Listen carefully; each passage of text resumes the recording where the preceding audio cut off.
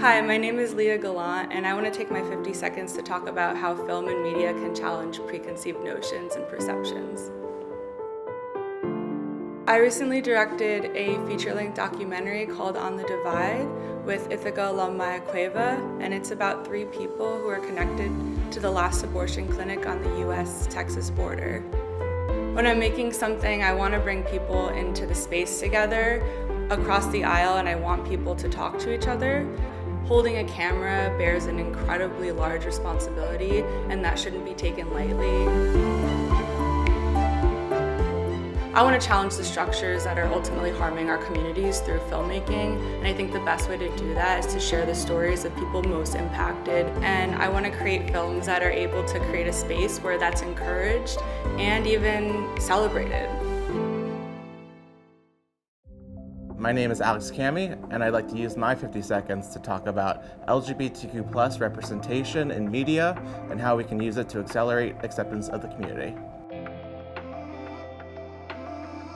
In my role at Paramount, I worked on a project called LGBTQ+ in America, looking at the true queer lived experience throughout the US. For the LGBTQ+ community, which is under attack within legislation, it's never been more important to showcase authentic stories. This is a community that deserves full representation and full understanding, and it needs to be done in a very holistic way.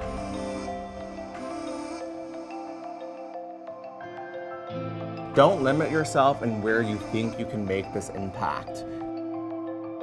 There's so much power in everything that's being produced, and we hold that power, and we have to use that power for good. My name is Jazmin Correa, and I would like to use the next 50 seconds to talk about the power of connecting people and technology to improve health outcomes. Vaccines are such a critical health issue, and they're one of the major preventative methods that we have to help improve people's health. In the work that I've done, I've assembled teams to help counteract the vaccine hesitancy that we've seen grow on social media.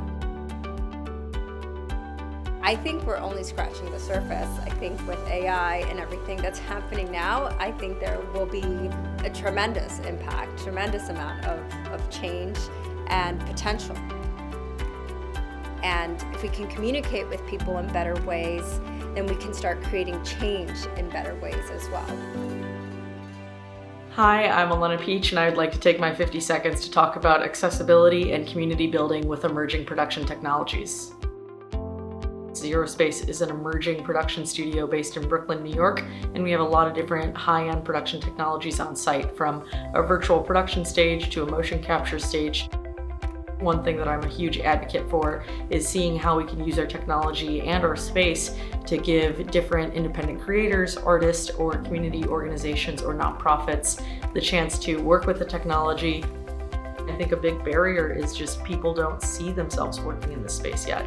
And if we can find a way to let people feel empowered, to let people feel like they have the opportunity to be the decision makers, then I think that we will continue to see really interesting media made with emerging technologies.